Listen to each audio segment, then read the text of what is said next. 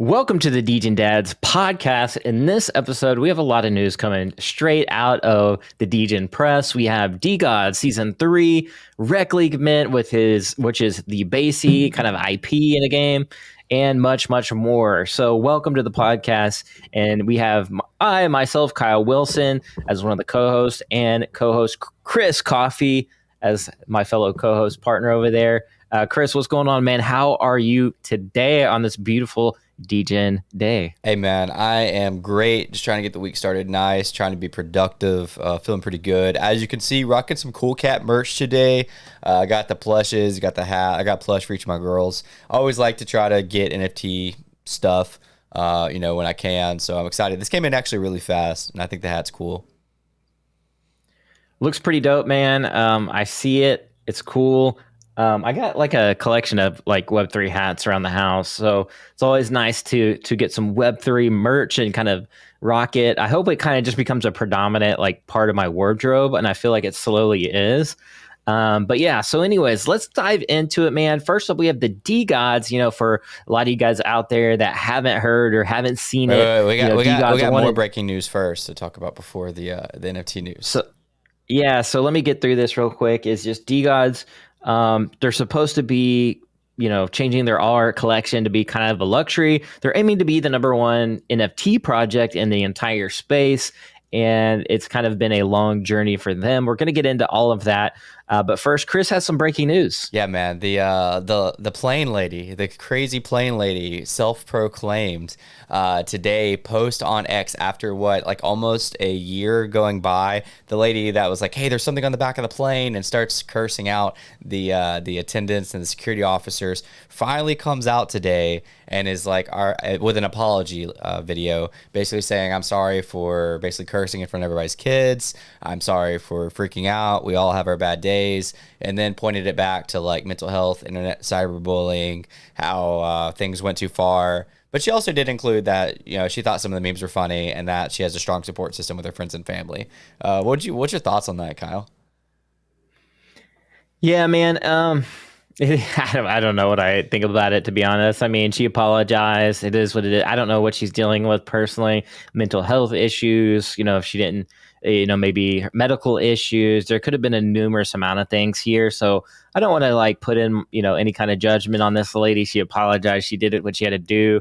But I did see some pretty funny stuff as well. I've been seeing it on the feed. So I'm glad she acknowledged the funny part, the humor of it. But I get at the same time, it is for her, a lot of, she's having to struggle, go through it, deal with the entire weight of the entire internet. And I've been there, man, but not the entire weight of the internet. And so I kind of feel for her a little bit on that. And I hope she gets to, 100% good health and good standing and all that stuff, and gets all that taken care of, because that's what matters most. So I don't know. I don't have any thoughts about it, but I did see somebody make a cartoon, which is really funny. She was looking to the back of the airplane, and it was a bunch of aliens and creatures, and they're all kind of staring at her like, what? What's not normal about this? So I don't know. Lots of funny stuff out there, but yeah. Yeah, I'm kind of mad that she dropped a video and didn't even hint to what she felt like she saw.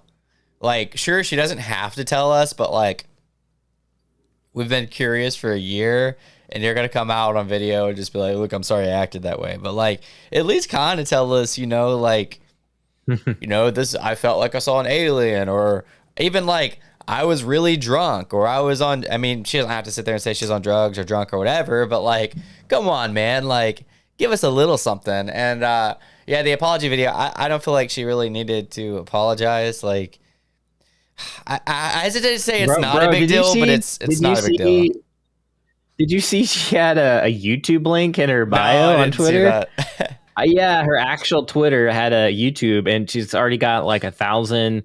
I guess she posted on YouTube and had over 1,000 subs, or almost 2,000 subs. I'm sure more now. But I was like, yo, is this a marketing move? Because I heard she was in marketing. So yeah, there's a lot to kind of take in here. It was interesting. She didn't really give us any details, but maybe in due time, perhaps she will. I don't know. People also thought it was fake. They're like, "Oh, this is AI generated," or "That's clearly not the same girl."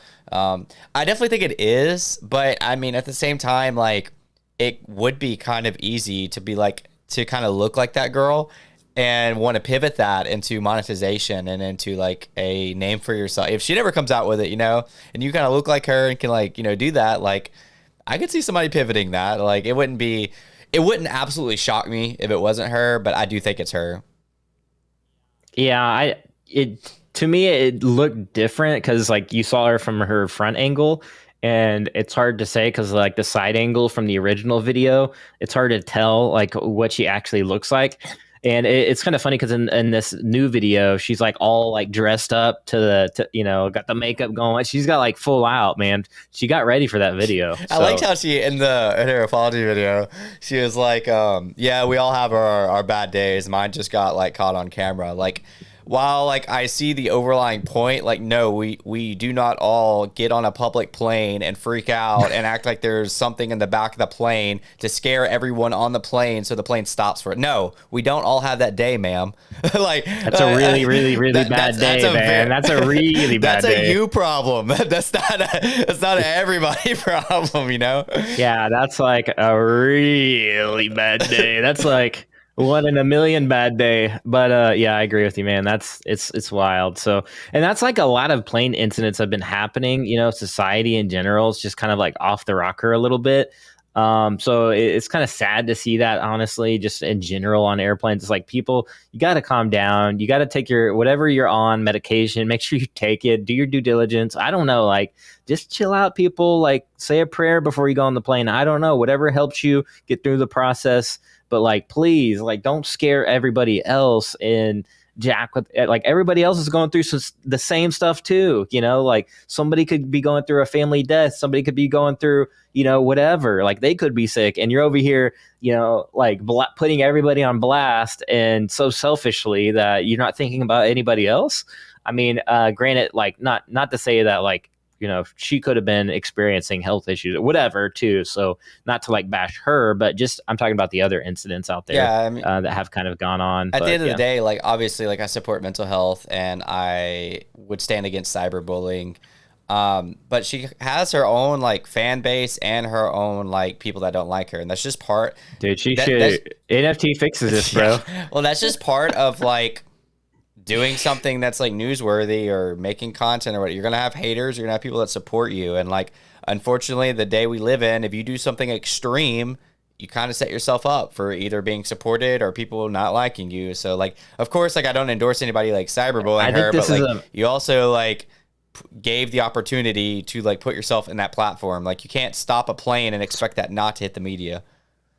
Speaking of which, speaking of setting yourself up, DeGods. We'll talk about that. All right, we got to talk about this, man. It's a lot. We got to get to our Web3 stuff. We're gonna have to like show some like throughout this podcast if we can, man. Like it's wild. No, okay. All right. So I wish I had some bookmark and save some stuff. I think I have Frank's. I thought I had Frank's pulled up here. But it was a downgrade, is what they called it. Where essentially they took like their existing art and made it like more simple. And a lot of people like were anticipating a lot, like they were anticipating like this crazy art change. It's like over the top, like, oh my gosh, what are we going to get? And it like ended up just being more simple art. And so like it took their existing art and just kind of like used less colors. And people were like, wait, what a minute, like what?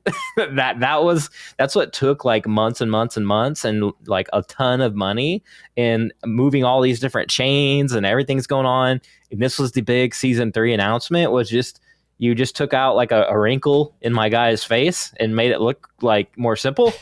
Like, and so a lot of people freaked out at first, but I think as they started rolling out like some of this like explanation why, because like I guess it takes more brain power to process more colors in a picture, and so that they like had to explain themselves and all that. And some people, I think it started growing on a couple of people. But Chris, what's your thoughts on this whole thing? Yeah, so while I'm saying this, I sent you a DM on Twitter so you can see what I'm about to talk about. Also, if you wanted to put that up in the recording, you can. If not, no big deal. I'll try to explain it. First off, I like Frank. I like DeGods. I like Utes. And I don't think this is like worth like fudding the project over. But I do think it's funny. I mean, some of these are pretty bad. This guy named Bear posted his. It says my mid turned into a floor, and like his mid, which was the season 2 DeGod, before he got the upgrade or downgrade, had like a nice big gold chain. The scars kind of looked cool. The sweatshirt was like torn up and stuff. And I get why they wanted to like, you know, kind of tone it down just a bit, because I mean his shirt said like hell on it and it's got blood on it. So like, you know, maybe that's not best for reaching a mass audience. But like the new version is the chains on the outside of the hoodie, bro. Like, you know, who wears a chain on the outside of their hoodie? Like literally he's got a hoodie on and then he's got his chain around his hoodie. It's like a very tiny golden chain, which I'll get into that in a little bit. And the rest of it looks okay. I mean, the hoodie's almost like too plain or whatever. By the way, I really like plain stuff. Like, I'm more of like a simplistic style. But the next one I want to talk about is this guy named Jared. I sent Kyle both of these, which I want to know your thoughts on them afterwards. Jared's like is wearing these like really cool glasses. Yes, that, I'm actually sharing. If you can pull it up, I'm actually sharing it right now. These really cool. Well, it's probably not going to be shared though on the the way that we record this, so they won't see this. But he's wearing these like really cool like trippy glasses. He like his skin's like cracked. He's wearing his whatever. This like very like illuminescent chain. All that, you know, whatever. The upgrade makes him look like a total Chad, bro. Dude's got just a plain red headband. This like VR looking headset on him, even though it is gold. I guess that's cool, but it's just, I don't know, man.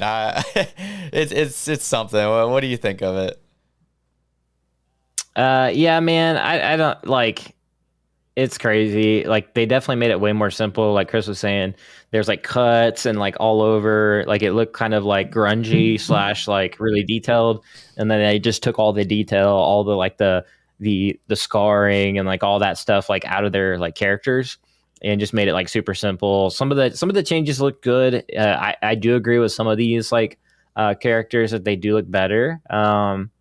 You know, in more mainstream appeal and more like luxury looking, like more simple. So I like some of them, but yeah, in this case, some of them were kind of weird. It was like, you know, you took a big old like fat chain and turned it into like this dainty, like little bitty chain. And it was like, yo, whoa. Like I spent like, you know, 6 or 8 ETH or whatever on this character. And then you're going to like downgrade my big chain into a small, tiny itty bitty chain. Yeah. Like, yo, like, you know, now like, cause before, you know, maybe perhaps somebody with a lot of money would have bought that big chain NFT because it represented them well. Now they're kind of like, I don't know about that NFT now. And so that's what he means by like my mid turned into a floor. Now I will say you don't have to do this. Like you can choose to keep the former version. But I think it's like incentivized to do it. Like they're thinking about maybe even like doing rewards for people who do it early, blah, blah, blah. Well, that's actually the Utes migration. So the Utes, that's another side announcement. The Utes, which is their secondary collection, is migrating from Polygon to ETH, which is its own set of controversial issues. But yeah, you don't have to upgrade or downgrade. So I don't think some people should trip out about it. Now, what I don't know is if you've already chose to, if like you weren't able to see it beforehand, if you're just stuck with it. I honestly don't know that.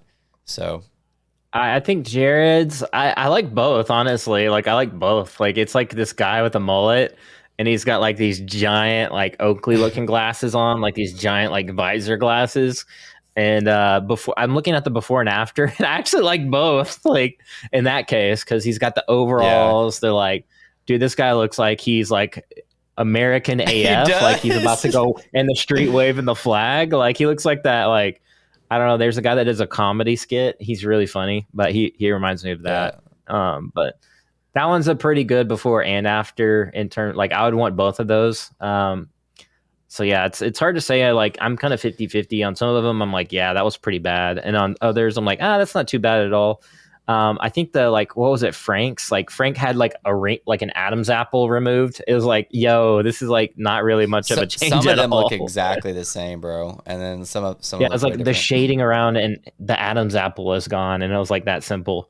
It was like, yo, that's what took like months. So, but I get it. They had to go individual and probably and redo each one. This did get fudded probably more than it deserved. You know, there's one thing about just like saying you don't like it or joking about it, but people are like, you know, obviously trying to tear down the project for it. I don't agree with that. And then there was also controversy over like their female DeGoddesses. But it's just hard to be like, I've read from like multiple people that are artists like that, like doing representing like females in art is just hard to like please everybody. I thought they looked good, but I don't know. I guess some people didn't. Also, Frank tried to respond to this. He dropped a 14-minute video of him just talking to the camera on his iPhone, and basically just try to talk about their vision, who they are, what they're about, and all that stuff. I watched like a couple of minutes of it. I mean, it was okay. It kind of seemed unneeded for me, but again, I like Frank, but I don't, this. I think the main thing was there's a lot of hype behind this, and it just wasn't a big delivery, and he's aware of that. Yeah, so I didn't think the video was too bad. He's got like 530K views Yeah, that on was it. nuts, dude. For him just to be talking in front of his phone camera and like generating 500,000 views as an NFT project founder, that's pretty legit, bro. That's bullish for the project. Yeah, so the pros and cons for me in this video was the pro. I'll go over the pros first. He had a lot of valid points. Like if nobody was talking about DeGods, he wouldn't have like kind of accomplished that mission. But since even if it's negative, people are still talking about DeGods. We're talking about DeGods. So in that regard, he has captured a lot of attention and has done right to the community to a degree there. Because like any press is like good press, as the kind of like rule of thumb goes. And that's kind of like what Trevor was saying about McFarlane is like, even if the floor goes like, it's like below retail or there's any action in the secondary market, is proving that people are still just active in the app in general. And any activity is good activity. And that's kind of what Frank was saying in the video. And I do agree with that. I think that like, since if nobody was talking about it, nobody cared, then that would be more negative than positive. So I think they got a dub here, just the amount of attention, the views, like all of that. Where I'm kind of like the con of it is, I guess, well, I'll let you kind of go into some pros and cons. What was your thoughts on the video? And let me kind of regather my cons on the video. Sure. Like I said, I only watched the first few minutes. One of the cons, it makes sense, but You're supposed to go with the pros, so I can rebuttal with the con. I mean, the only pro that I saw in the first few minutes is that it got 500,000. It got 500,000 views, and got half a Frank mil, is very yeah. good with attention, and he seems genuine. And like, I get what he's saying. Like, I feel like that is, other than like maybe his like on Bitcoin, like his ordinals meant. Like, I feel like it is a lot of pressure. Like when your holders decide that they want the floor to be $10,000. And now you're kind of like, well, dang, now I got to make this worth, yeah, that pressure of like, I guess now I got to make this worth $10,000. And, but yeah, I'm just going to go cons too. I'll agree with you. So one of the cons is like, basically, even though I support Frank, like he's very clear about like we're learning as we go, and that's super transparent. So I guess that could be a pro as well. But at the same time, it's like that's a lot of money involved to have your founder say like I'm just learning as we go. That's one of the things about like the founder that I support the most, who I work for as well, Trevor at Ninja Alerts and with the Bitcoin Frontier Fund, is like he's established. Like he's been doing this for over a decade, successful entrepreneur, launched startups, sold startups. So like I trust his vision, extremely intelligent, VC investor. So like I feel more comfortable like with trusting his vision, But when I have a founder that's kind of younger than me, I mean, age isn't everything at all. But when I have a founder that's younger saying, well, I'm just kind of learning as I go, it's kind of like, well, I hope you do have more plans and resources than just like hype cycles. Again, I like Frank. I want that to like be known while I'm saying this. Two, I agree with this, but not a good rebuttal to the hype you built is like, well, if you buy a Utes or a DeGods, then you'll get engagement, and then that engagement should like basically be a good starting point for like our delivery on utility. Like, yes, but like, I don't know. Again, that's kind of like an obvious thing. Like you buy an NFT that has a lot of holders, a lot of community, then you'll get engaged from that community. I don't know. That's just, to me, like that kind of fell into your lap. So I don't know if that's a good like bull case for like the vision. I don't know. I feel like everything I was saying is negative. I don't want to be that negative towards Frank, but it was Yeah, I mean, to me, this whole like DeGods season 3, it should have just like people didn't like it. That sucks. Let's move on. But it's kind of like becoming like more of like a long drawn out deal. Yeah, yeah, a lot of people are reacting to it, but yeah, again, like that goes back to one of the pros I think there, but back to your point on the cons, I do agree with that. Like in terms of like hype, you can't that can't be your sales pitch. Like we're hype, we're getting attention. Like if you like buy in, bro, like it feels like an Yeah. MLM like kind of pitch. Like you buy in, you're gonna get followers. Like come on, it's like we can't really. That's not a sell point, man. That's like sure that can happen, but you can't really promise that. You can't really sell that as like one of your core features because what happens tomorrow if some crazy FUD happens and your project like goes like below or whatever. Like I'm not saying that would happen. Like again, like I'm with you. I like Frank. He understands collectibles really well. I've heard him talk a lot about collecting the dynamics. Like he's really smart. His video I thought was not too bad for like looking like it wasn't edited. He didn't say Yeah, I thought so like so too. he had professional semi-professional delivery there. So like, and I know it's tough for you in his shoes, like he's young. There's a lot of pressure there. And I get it, man. That's a lot of pressure to live up to and all the hype. But I wanted to see a little bit more, like hear a little bit more about like points parlor, the vision, the long-term vision. This is what we're pivoting into luxury. Like these are the things we're thinking about long term. And I wanted to hear more of that vision instead of like responding to so much the con or like the art. It's like, man, just cast more vision there. Look at the long term here. And this is why I do like, I know like your thoughts on Neo Tokyo and things like that in terms of the founder. But the thing I do like about it is like years ago when Neo Tokyo launched, it like, the founders came out like Becker and he was saying, this is look, the price is like 60 ETH. We flipped Basie, but this isn't going to be sustainable. Like he's like, if as a matter of fact, if you need to take profits, probably you should take them. Like, he's like, this is not a hype project. This is like, if anything, this is just a club and an Illuminati where, I'm not going to be out there just like hyping and shilling the bags. Like this isn't how it works. And so I have a lot of respect for Alex Becker in that sense, because years ago he laid that expectation. And here we are now in the bear market of NFTs, and a lot of these projects are kind of struggling. And Frank even said himself, like, hey, you're gonna have to like, give us a little bit of space here and stop putting so much pressure on us. And we've seen that time and time again with all these other projects, Doodles, now DeGods. And again, I just think Neotoki has tremendous room to grow and legs to grow because that expectation was already set years ago. And the founders have done a good job. And I think they're just getting warmed up. And as soon as the Web3 bull market, the gaming bull market comes, it's going to be kind of game on. And a lot of these products are going to be like, it's going to be good. So, anyways, that's my thoughts on it. Like, again, Frank's young. I hope he succeeds. Hope he takes DeGods to the moon and back and all that good stuff. And I see a lot of their holders. I'm friends with a lot of their holders and the Utes. And I actually love the Utes more. I almost love the Utes more than the Utes are cool, DeGods, man. to I be like them a honest. lot. Yeah, I wish I had a Ute because I Same. think they're cool. We didn't get that Ute But list though. That was a bro, I know they faded us. Like we're gonna hold them to yeah. that. So Frank, if you're watching, we're gonna hold you to that, man. Sweep the floor, give me and Chris a Ute, and we'll be pro D Hey, God and pro Ute. dude, So no, I'm already pro. But yeah. speaking of founders, we didn't even put this on our show notes, but kid called Beast, man.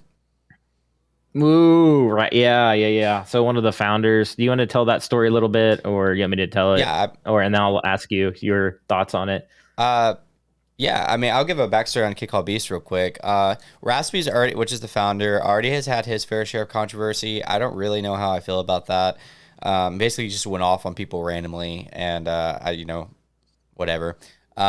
Strong community in the Kid Called Beast, but kind of just I don't know. It's just like time and time again. There's just questionable things. Like even the mint was questionable. I think around mint time, like there was like a possibility of, or at least people believing that it was maybe like an orchestrated hack, evolving around some of the founders. I'm not fully. I don't really believe that, but it's just interesting looping back to what just happened. One of the co-founders, Kron, was it?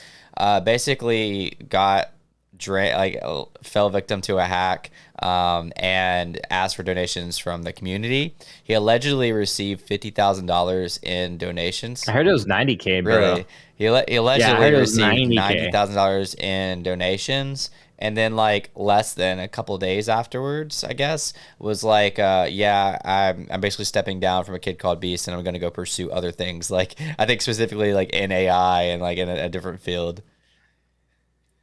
Yeah, man, it's rough for the A Kid Called Beast, project holders. I know a lot of people in the VV community bought like a truckload of them, and that was one like I was interested in getting into like way below 1 ETH.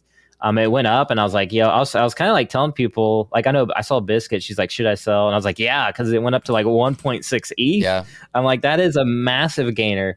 But aside from that, like that taking profits, I do feel for the A Kid Called Beast community. Like it's really strong, like you said. Again, it's one of those ones where it's like not good, not a good look for the Web3 space.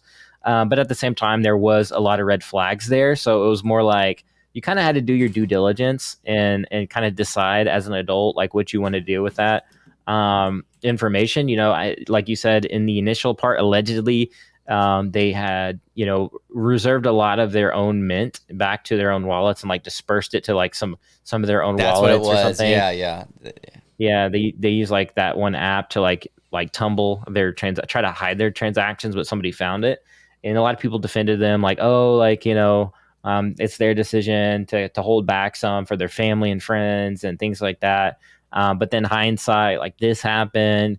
Essentially, that was like a rug pull in terms of one of the co-founders, like allegedly faking a hack. Again, I don't know if this is completely true, so you do your own research. Like this is all just alleged.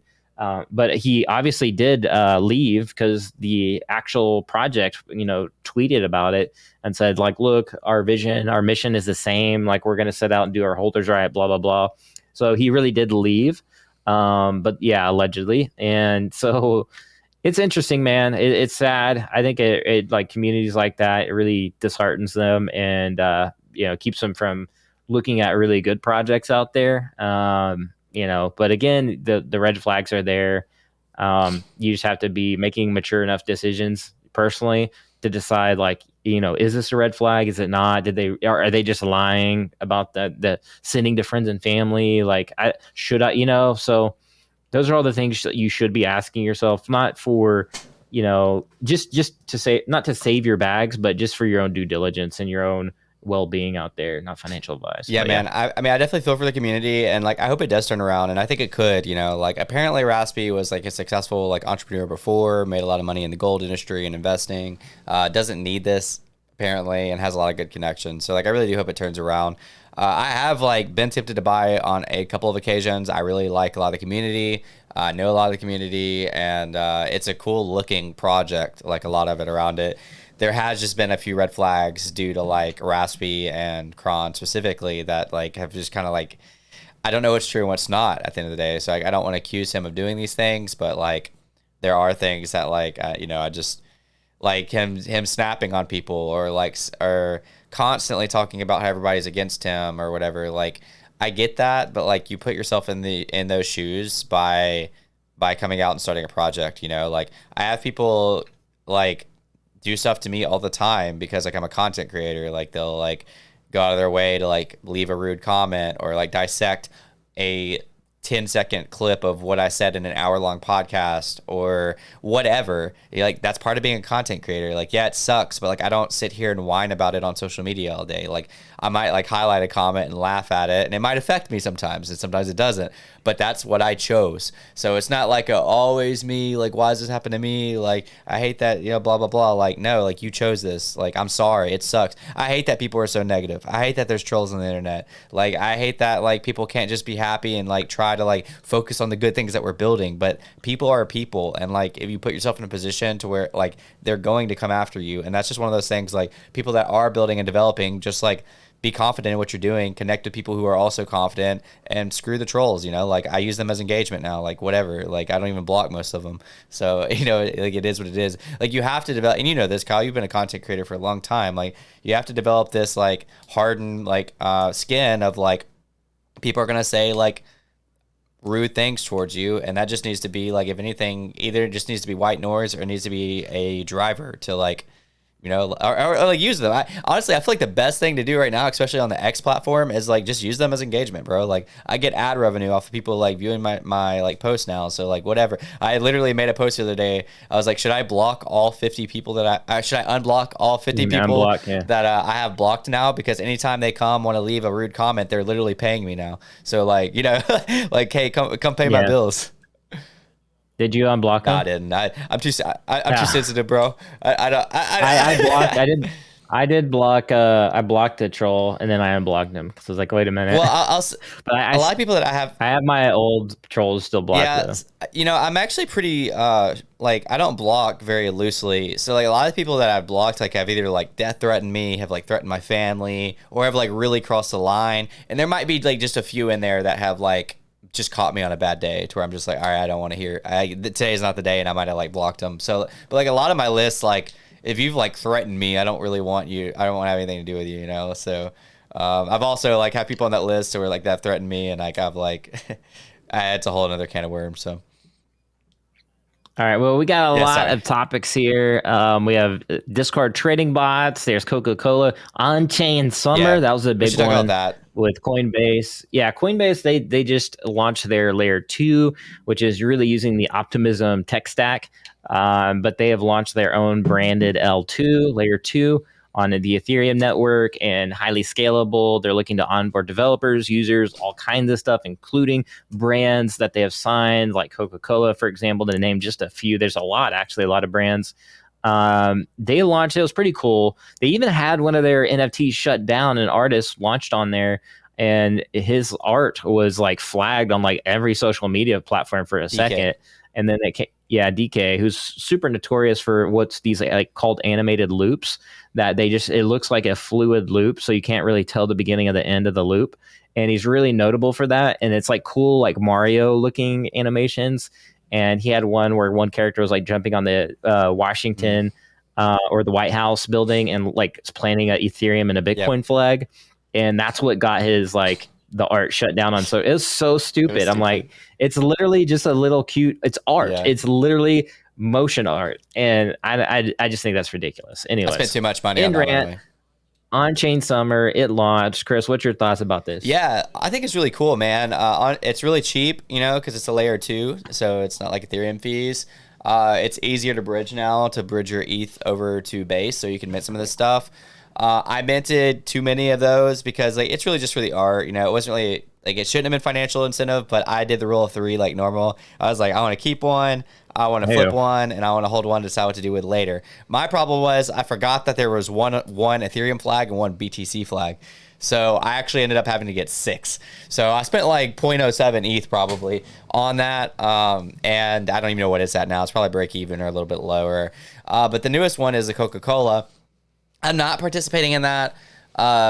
I don't know, man. One, I'm just not a fan of Coca-Cola. I dumped all my stock a long time ago. As a business owner, the company made me really mad, like in Web2 sphere. So I told them that I wouldn't support them in any way. So I don't. And I don't know. They've just kind of nothing but extracted from Web3. I actually made a post about this the other day. So like, I'm okay if you're like a collectible platform and then you have things drop and it's no utility. Like VV to me is safe because VV is a collectible platform. If they add utility, that's a bonus. But at the end of the day, their biggest promise is these are premium 3D collectibles. Cool. But when you're a Web2 brand and you've already launched one product, which is kind of a one of one on Ethereum a couple years ago, which is Coca-Cola, and then they dropped snow globes on VV, and now they're doing art on Base. What point does it not just kind of seem like a cash grab, you know? And again, like, I don't want people to take that and be like, oh, Chris called VV a cash grab. It's like, no, like, you have opportunities here. Like, you have VV for the collectibles. You already have your one of one, you know, whatever. And so now's your chance to maybe incorporate your huge business into like a Web3 model to where like you could do like an exclusive Coca-Cola drop or do like something, anything. You're not an art company. I don't care if you work with an artist, but instead what they want to do is extract more value. So they're going to like, oh, we're going to call this art, drop like 6 different variations of this art, and you can buy it. Like, I don't know. There's a certain point for me. It's just like this Web 2 company is obviously just trying everything they can do to extract money out of our space. And so I'm not going to mint it because of that. Yeah, to me, I just don't want to admit it because I was like, I'm not a big Coca Cola's cool. For their like, I know they have a collectible community, so perhaps They do. they're appealing to them. But to me, I'm not. It's not for me. But I do like what Starbucks has Yeah. done, and their loyalty or kind of rewards program, how they have that set up. So one of the few brands that have actually kind of done it right and kind of merging Web 2 with Web 3 and rewarding their community. And they're based on Polygon and another layer too. So, I'm not like a huge Starbucks guy, but I do appreciate Starbucks for rolling out that program and kind of a You better model. not be a And I Starbucks think guy. and I think that the Amazon will probably follow a similar suit. They already are with Prime Gaming. If you have Prime subscription, you get these gaming NFTs for free. What they've done with Mojo or Mojo Melee or whatever it's called, and Blanco's Block Party, they've rolled out free NFTs. I think those were also based on Polygon, as a matter of fact. So yeah, it's just good to see like some of these platforms doing it kind of right, so to some regard. And I think they should even improve on that model to go the next level, merch, meetup, whatever, like, go the next step. And I think Nike is even following in that kind of path as well. And I think we'll see more from that. Yeah, currently it's like their NFTs are really expensive, like an artifact. And I hope they do more affordable things. But the dot swoosh, a lot of that stuff's pretty affordable. And I hope they do a little bit more on that end too. So. To me, the thing that makes most sense for these big brands coming into Web3, if it's according to the laws that we have in place for like what's a security and what's not, would be to have, and this is what Starbucks alluded to, would be to have a point system that every time you buy one of their products, you get points. Those points be on chain, and then you can then either use those points to buy other things or you can sell them to other people, because that would make the most sense to me, because you've always already had like point systems in place so that you don't really need blockchain for that. But if you do want to sell it in a fast transaction or just like on the chain, that would make the most sense to me. I don't know if there's even like a Web 2 fashion that you could do that for, or you could also sell it for these other cryptocurrencies. So that would make sense to me. Or they can incorporate it. Like, I mean, Starbucks is doing a great job at it. I don't know, literally anything, man. Make it a higher make it a higher barrier to entry, and give you an exclusive Coca-Cola label, for collectors. Now that would require shipping and everything, but I mean, look who we're talking about. We're talking about Coca-Cola. Like, there's a lot of other things. Heck, dude, I minted an Outback NFT like a year and a half ago, and I got a free Bloomin' Onion with a Dr. Pepper.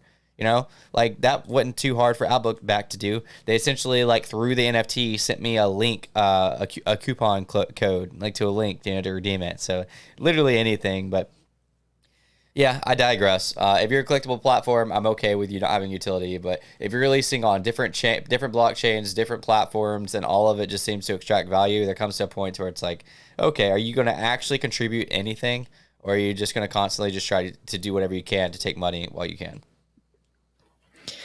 Yeah, this technology allows for obviously rewards programs. So you think like more companies would take advantage of that. Like, it's kind of like duh.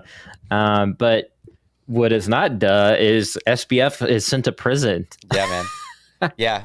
I wanted to highlight that. So that was like all the news, all the rage lately. So yeah, SBF. If you did know, yeah, he's like, I guess, in jail for tampering. I didn't even really read into it. I was like, oh, okay, like I guess that happened. We can move on to the next topic though, if you want Yeah, to, it's a because we still got a lot to talk about. We got friend tech, AI, yeah, I have some major and alpha. daddy Elon Musk. Yeah.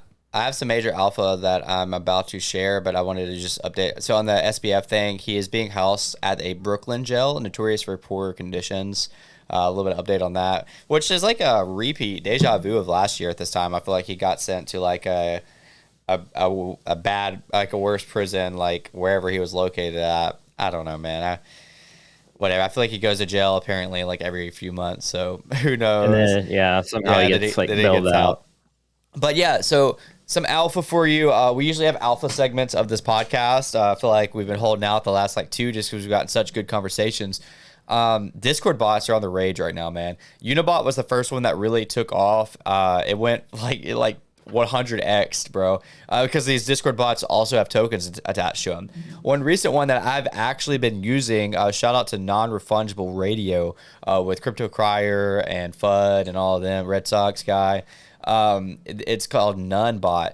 Now, I'm not like, this is not financial advice. I'm not saying go buy this token, but I've been using their product, and their product is good, dude. Like all you have to do is go to a Discord server that already has this set up, and you can literally like type like slash create wallet. I don't remember the exact command, and it creates you a DeFi trading wallet that, boom, that's it. Literally, that's it. So what I did was I went ahead and imported that's what's it called, private key to my MetaMask, to a MetaMask. So boom, now I have a new MetaMask wallet without having to do anything. And from then on out, you can do real-time trading from Discord, like with optimized gas as soon as coins go, and follow what everybody else is doing. So like yesterday I bought another token, which was another Discord bot. I literally just typed in the token address, copy and pasted the address, and the bot, was like, how much would you like to buy? I typed in the amount, bought it directly from Discord.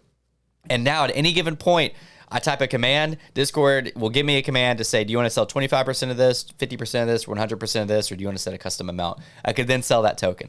So talk about an easy onboarding for your Web2 friends. Like for your friends that are like maybe gamers or familiar with Discord and familiar with commands, you could just be like, hey man, like send me $100 if you want to do some trading. Like this will create you a wallet. Literally just look at what I'm doing, and if something looks cool or what, I'm talking about like friends, not like managing finances for other people, like but at the end of the day, like how easy it would be for them to get involved and in that trading and stuff. So that the bot I'm talking about is None. I do have like a couple of, I think I have like 29 tokens. They do have a revenue share. I think you have to own 50 tokens. Basically every, How much is it per token right now? Like roughly. roughly probably like a rough, probably like yeah. $8 to $10. I bought the first time too high, and then the second time I DCA'd. I'm trying to get to 50 so I can get that revenue share. So the revenue share is like all the fee. They haven't even triggered their fees yet. Their fees are going to be very minute, 0.3% if you don't own a certain amount of the token.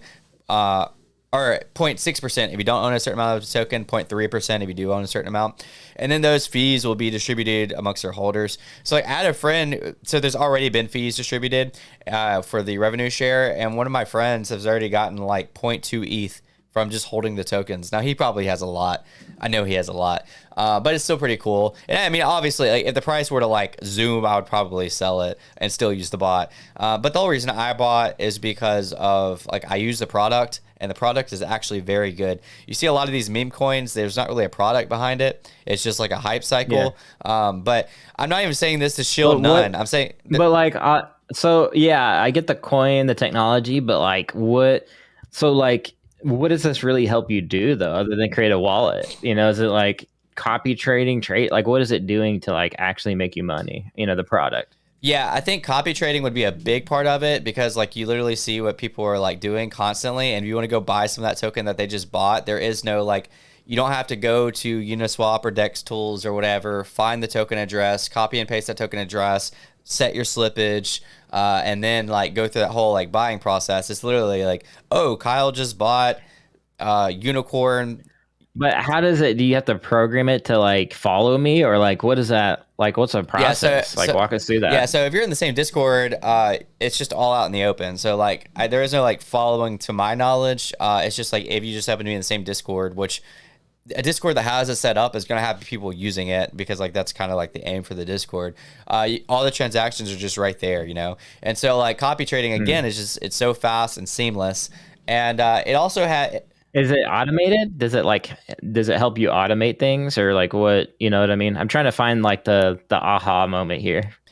Yeah, I mean, it's automated in the sense of like I literally click a button to like copy trade you, instead of like having to go like to the site and stuff. It also sends you tokens. It sends you update. Okay, here's another thing. It sends you updates. So like, let's say you just bought like none token. It will. I can get it to send me updates, and in the Discord server, it will say, "Hey, your token went up 25%. Do you want to sell it?" Hey, the token went down 25%. So kind of like stop losses and stuff, but all within Discord. I mean, you can trade these meme coins or whatever token you want inside a Discord, like without leaving Discord. Like to me, that's a pretty like cool thing. And there are like optimizations for it, and like you can curate it to how you want it. And it does. It also sends you new tokens. I don't even know how it finds out these tokens so fast, but it will send you like the like newest tokens that are on there, and you can check your wallet and everything from Discord.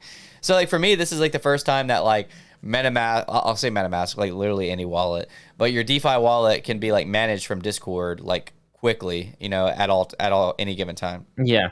The downside to it is Yeah. that So if somebody there's hacks your been Discord, then they can also, you know, get your wallet.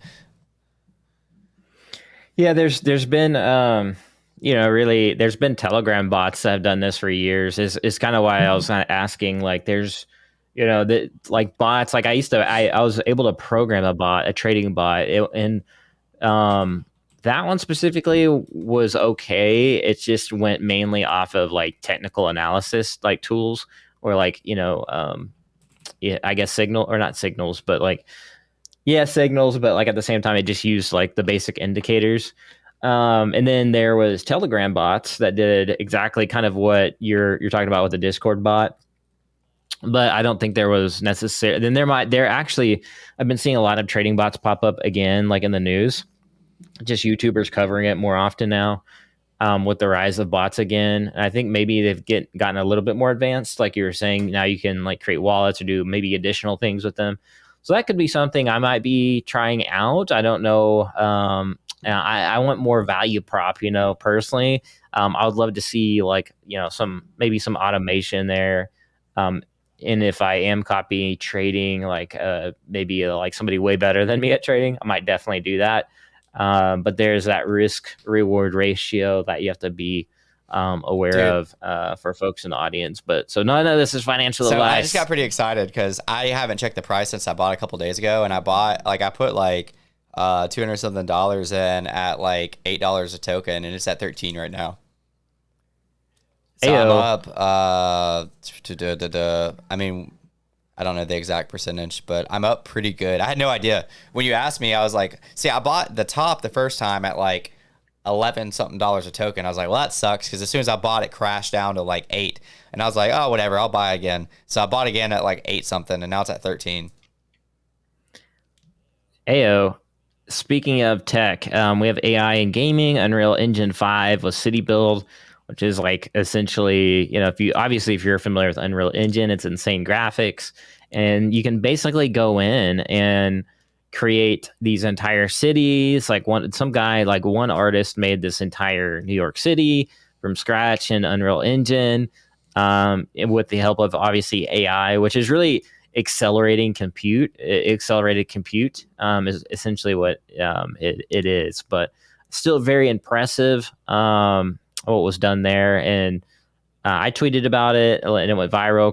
Chris did a short on that as well. So yeah, that's AI's getting pretty out of Yeah, control. you can make entire cities like in the matter of like minutes. It's crazy. That short that you or that video that you shared, like they used one artist to like recreate New York City, and like not only did it recreate New York City in a very realistic manner, it's also a playable city. Like you can actually like drop a game in it. That's probably not the correct term, but you know what I mean. Like it showed like somebody driving a car around the city. So pretty, dude. AI is just gonna level up gaming to like something that like we really haven't seen yet. And I know you've been saying Yeah, this for a while. It's just crazy. Like that reality becomes more and more real once you kind of see it happening, and you're like, man, I knew this was probably gonna happen, but like seeing it, like you could really just like put a better visual on like how crazy this is gonna get. yeah, and like the traffic and even people, you can actually simulate that as well with AI. So it's like really end to end. A lot of people confuse AI with like intelligence and like ChatGPT, but AI actually is much more than that. It's accelerated compute as well. And like, what does that mean, Kyle? Well, if you just look at a video game like Call of Duty, like it helps accelerate your actual graphics in game, because typically what happens with your computer is it doesn't have enough like rendering or graphic compute power to like fluidly show your guy like moving across the, if you're like aiming and moving across, like artificial intelligence has to basically fill in those gaps in the images, because like your computer, your screen and computer just doesn't move that quickly.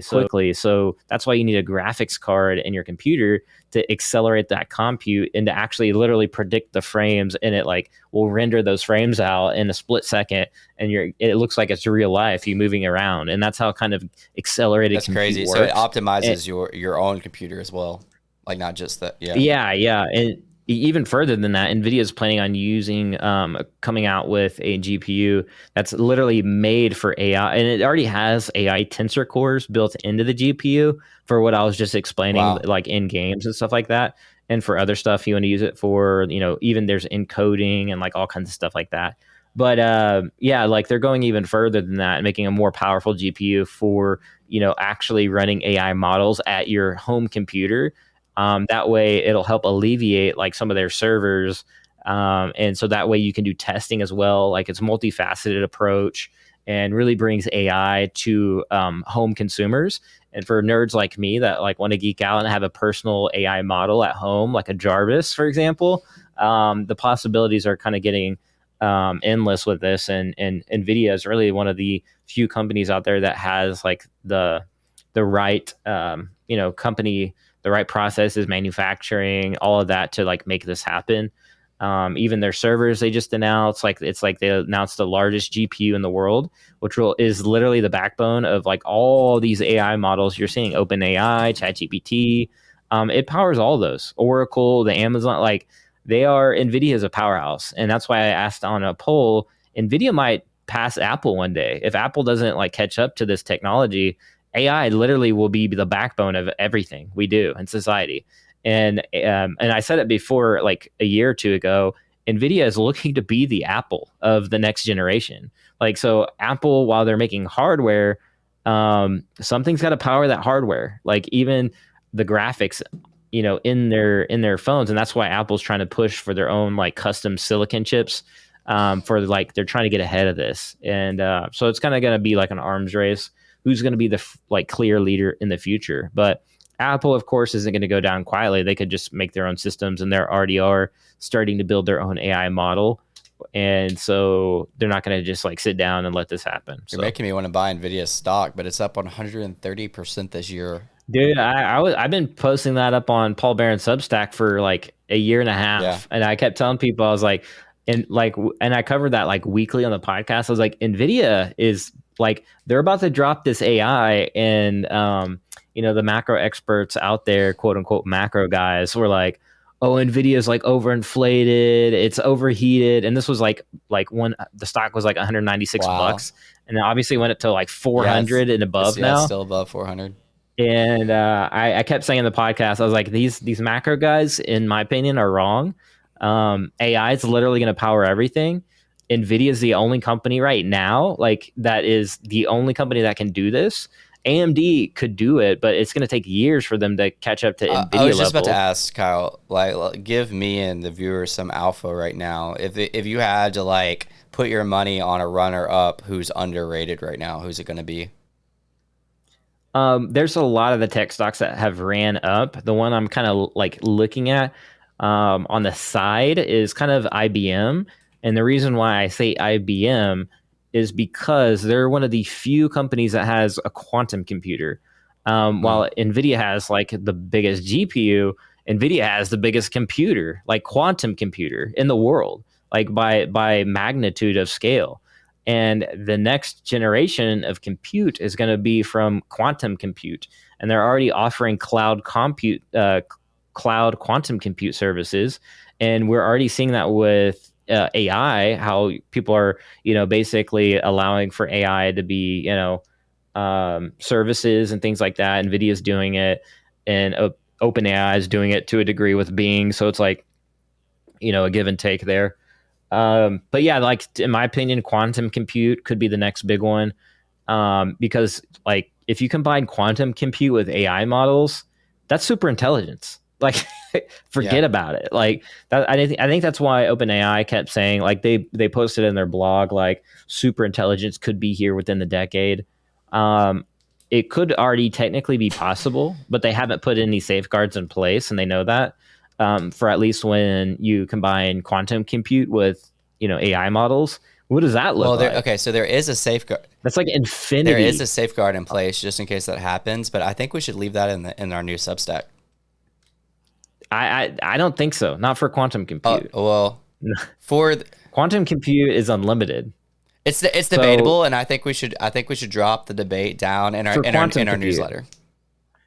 So No, I don't just want to to give you explain it. I don't want to context, explain it. I want it to be in the no, newsletter. just for all right, we can explain it later, but just for give viewers a basis of how quantum compute works. It's not a normal computer.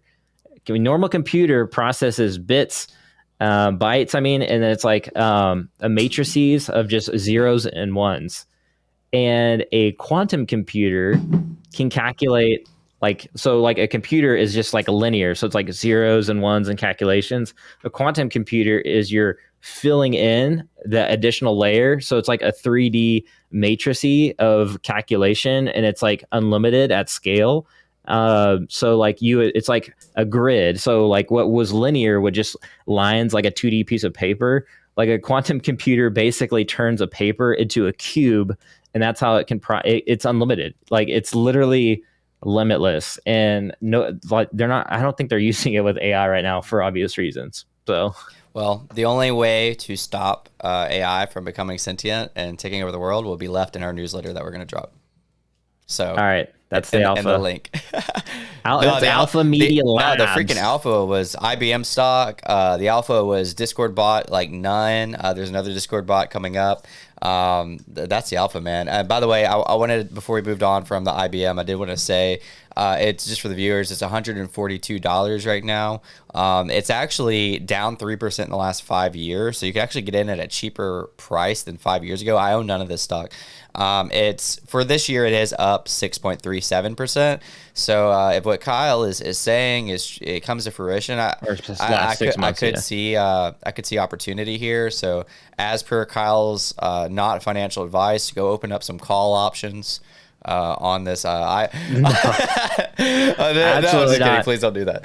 So to put it in a context, like, back in 2012, it was like 184. And so we're entering a new age of computer, with AI, quantum compute in 2023, and it's $40 under 2012 levels. So I don't know. I think it's one of those tech stocks that hasn't really caught on yet, because like everybody's focused on NVIDIA, AMD, Microsoft, like the obvious players in AI.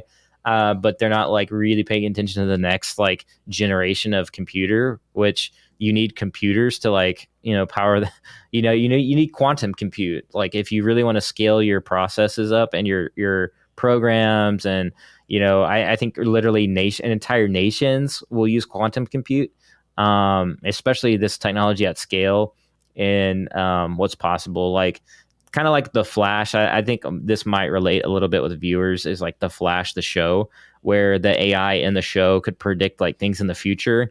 And I think we'll get to that point where you can run advanced, advanced, not only simulations, because we can already kind of do that with NVIDIA simulations world. They call it like Earth 2.0, but like Randy advanced Chavez. simulation. Well, no. So that's a different one. That's a Web3. Yeah. NVIDIA, what I'm talking about with NVIDIA, they can build. They're working on Earth 2, which is just a digital twin of the Earth, and simulations of like the weather. But I mean, like they can do simulations like that already. But I mean, like in 50 years, how does this little thing affect society at scale, and what will that do? And with quantum compute, it's going to be more possible to predict those a lot more precisely than just like regular AI. Like with quantum compute, you might be able to solve like actual diseases and like actual things like that, because it actually calculates things and not just like, it's not just a simulation. So that's why I say all that. Gotcha, man. Well, I guess I need to start loading up on some IBM before our podcast catches traction. All right, do you got any X monetization though? I see that in the notes. What's the alpha on that, bro? We got 2 minutes. We got 1 minute to run that up before we. I got one more thing I want to say besides that too. But yeah, I'm monetized on X. Let's go, baby! I've been talking about this. For a long time. that they did require 15 million impressions over the course of 3 months. And I've been saying since the beginning, this is not going to be sustainable because 15 million impressions is impossible for 99% of people.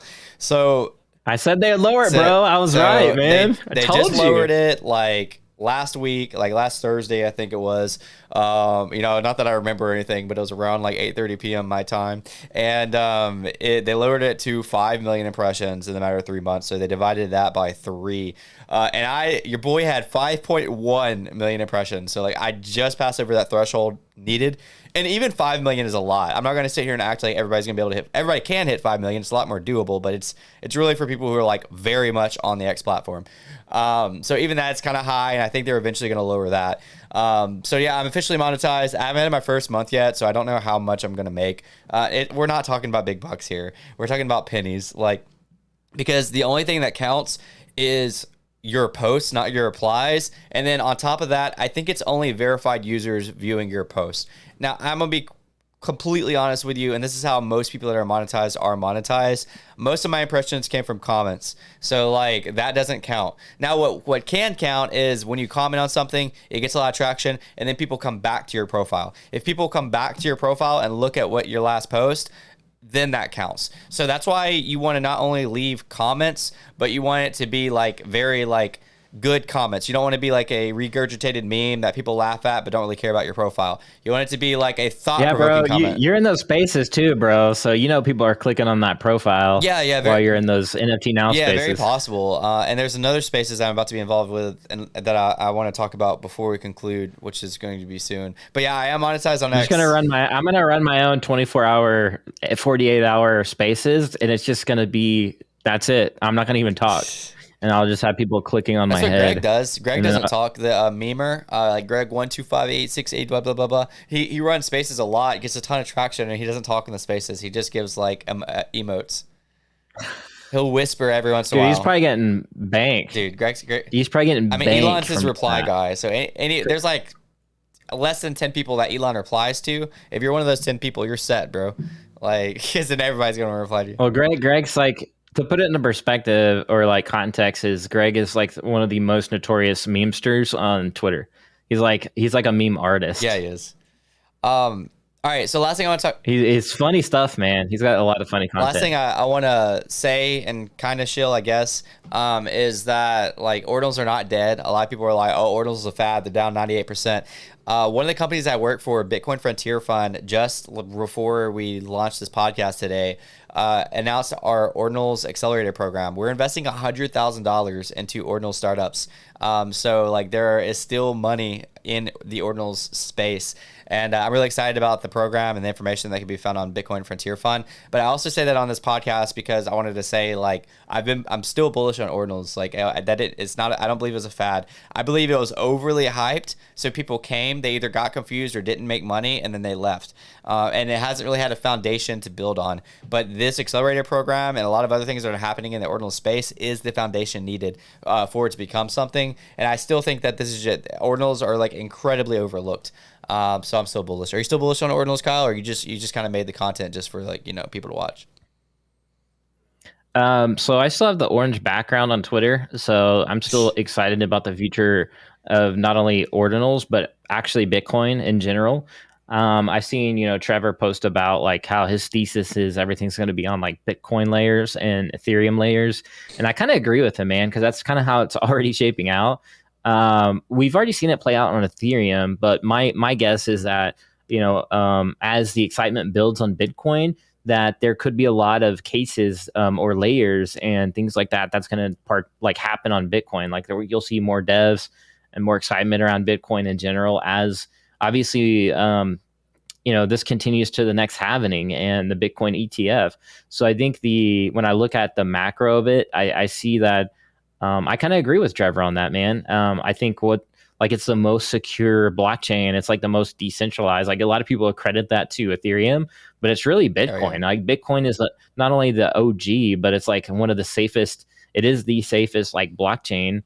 And I see that as a benefit if you're going to build something on it. Now, if you're a Bitcoin like purist, you might not like that.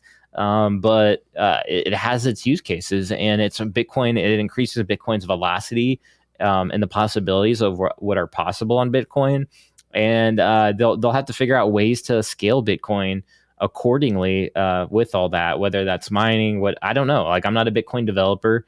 That's going to be up to them to decide, how to scale Bitcoin in certain ways, or maybe it is through layers and layer twos and threes.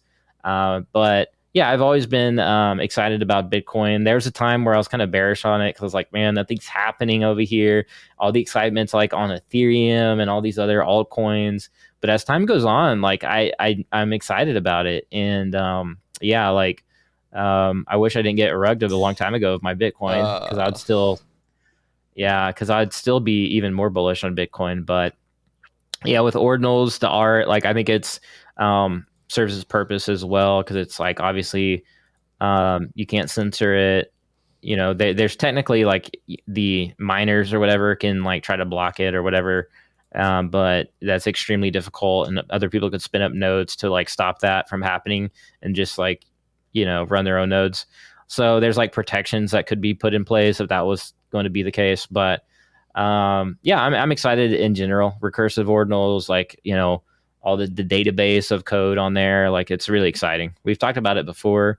I just think things have like slowed down over there on ordinals in terms of like the next like hype cycle or like what's the exciting things happening over there. But in terms of like ordinals minting, they're still minting out. They're still like past 21 million, so there's still a lot of like action, quote unquote, going on over there. But I don't think it's going to like go away. I think it's going to persist, and the development's going to persist. And I think coming into this next bull run, people are going to start paying a little bit more attention. Agreed. Bullish on Bitcoin. If you like that, subscribe and like the video. So with that being said, yeah, me and Chris again, we'll try to get this podcast up on on Spotify and all that stuff. It's been a very slow process because it's just me and Chris, and we have to like manually do everything. So we're working on the website still. It's technically like you can actually go to it. It's unless you can actually see the mock-up. The links might not be right. Excuse me.